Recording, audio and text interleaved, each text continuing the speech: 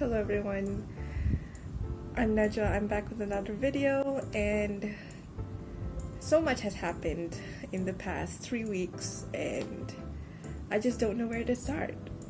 So many changes and emotions and feelings that I was feeling. So first of all, Taylor Swift dropped a new album.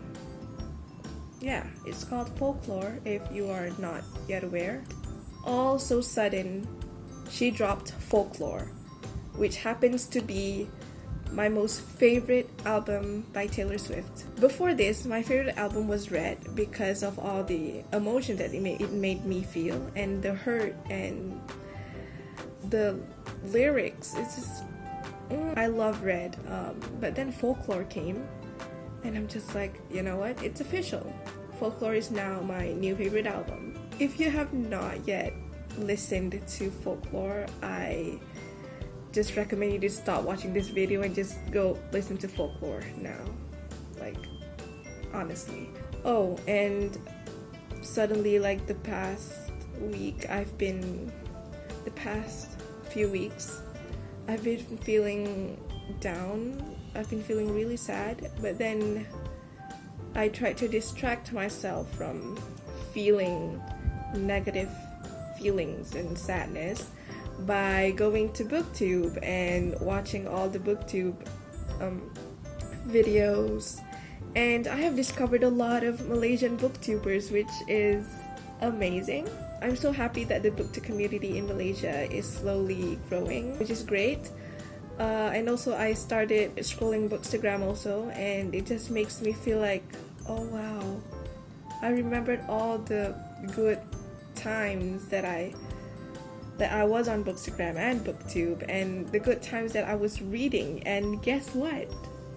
It actually motivated me into getting to read again, and it kind of worked. I have finished my first book of the year, and also I'm starting another book, which is a full-length novel, which is so much progress after, I don't know, being in a reading slump for like 2 years. Wow, this is like, this is what people say during hardship or sadness. Perhaps there is a blessing in disguise in between those sadness, and they were right. Getting to read again makes me feel somewhat happy. I almost forgot the feeling of joy of getting to read things and, being immersed into the fictional world or the book itself. And it just makes me feel all warm and bubbly inside. It makes me feel like I'm a child again. It's somewhat nostalgic. I don't know if that makes sense, but it is. I'm feeling that way right now. Oh my god, that is a lot of rambling there. So let's get started on this video.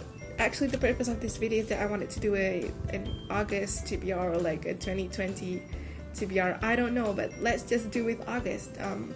So for this month, I have chosen 4 books to read, and I finished one of the 4 books. Oh wait, there's actually 5 books. The first book that I wanted to pick up myself into reading is A Wave of Dreams by Kamalia Hasni. Kamalia Hasni is a really good friend of mine. I'm sure you already know that she has a poetry book called An Ocean of Grey that came out like the last 2 years, and now she has a new poetry book out called A Wave of Dreams, and I adored it so much. I finished this in 2 sittings, which is a really great progress for me who has not been reading for such a long time. Yeah, I don't have much to say on this book except that it was very beautifully written, and I suggest you to go get it from Meraki Press. And it's also in Kinokuniya now, so like it's easily accessible for you to get it. Yeah, I rated this a 5 out of 5 stars. I might be biased, but like it's honestly really good. So the next book that I'm currently reading right now is Love and Gelato by Jenna Welch. Actually, this book has been on my TBR list for such a long time, and I've started reading like the first half. I think I started reading this book late last year, but I never gotten the chance to actually finish it, so I start rereading it, and I'm almost like in the middle of it. Like I'm already halfway through, which I can't believe that I'm actually reading. So far it's been really cute, and oh my god, I miss reading contemporary. Like I miss this feeling, you know. I'll let you guys know what I think of it later when I finished.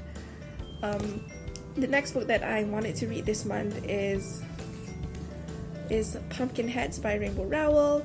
This is a graphic novel, a contemporary romance graphic novel, which I think is very easy for me to go through. If you're in a reading slum, I think that graphic novels will instantly pick you up into reading, and it's so easy to go through as well, so that's why I picked it. And the main character, what's her name? I'm not sure what's her name. Deja. The main character, Deja, is a plus size character, which I so relate to. I love characters in books that I can see myself in, so yeah. The next book that I want to read is Dreams, Delusions, and Make Decisions by Nisa. This is a poetry book, and Nisa is a Malaysian poet. I got this book from last year's Georgetown Literary Festival, GTLF 2019, and it was a signed copy. Looking forward to reading this month. Last but not least, I have Gmorning, Gnight by Lin-Manuel, Miranda, and illustrated by Jonny.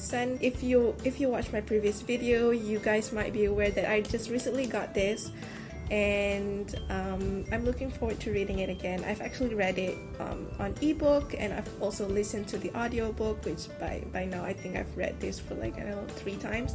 So this will be my 4th time reading, because I just love Lin-Manuel Miranda so much, and his Good Morning and Good Night tweets are the best. It makes my day going. It just gives me so much joy and hope.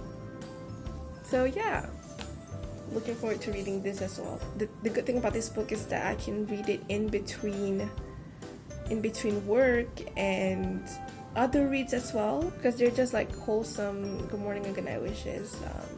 Yeah, so I think those are all the reads that I plan to read this month. Let's just hope I get to finish them. If not all, probably like half of them would be good enough for me, because I haven't read at all this year. Thanks for watching this video. Tell me what are your August TBRs, and I'll see you guys next time. Bye!